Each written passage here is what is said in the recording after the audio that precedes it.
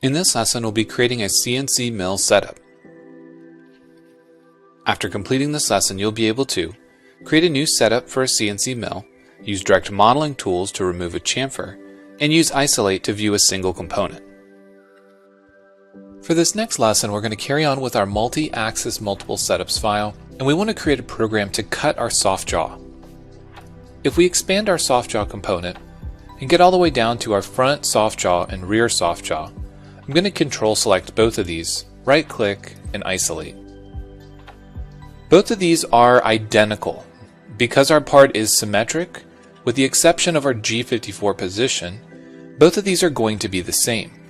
What this means is we can simply create a single program that will cut both parts, and if we need to, we can post it without the counterbore in it for the G54 location, or we can include it and just ensure that this is coming off of a specific position on the machine. So we're going to focus our attention on just the front soft jaw, and we need to machine it from two directions. We need to machine the bottom side, so we have the slots and the tapped holes, and then we need to machine the top side, so we have this geometry here. You'll also note that there are some chamfers on the corners. Now, these chamfers are there just to break or cut the edge of the part, so that way we don't have a sharp feature. This can be done manually with a file. This can be done in many different ways.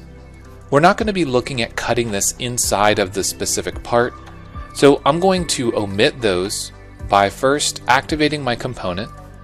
Then I'm going to zoom in, select them, and delete them, which will take it out to a square corner. This way I have the correct outside shape that I can use to select the part. Anytime I want to do a contour, I can just grab the bottom face or the bottom edge and not worry about those small chamfers. When we're making a soft jaw, we're going to go at the process assuming that we have stock that is the exact right size.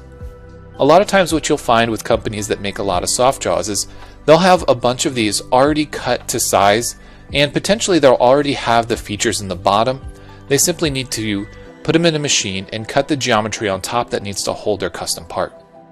So we're going to approach this in the same manner.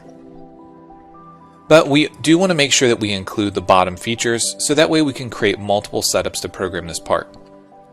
From here, we're going to navigate to our manufacturer workspace. And when we do that, notice that it brings a few things back on the screen.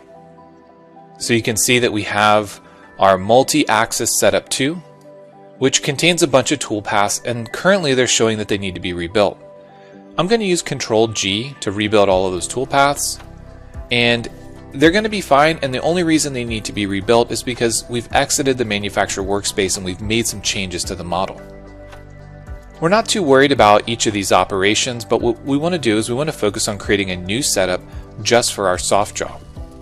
So inside of the model, if we expand our multi-axis multiple setups, we're going to hide our fixture assembly, and we're going to approach this as if we just had this soft jaw. So we're going to start by creating a new setup. Note that our units are inch, and our operation type is milling. I'm going to mill the bottom of the part first.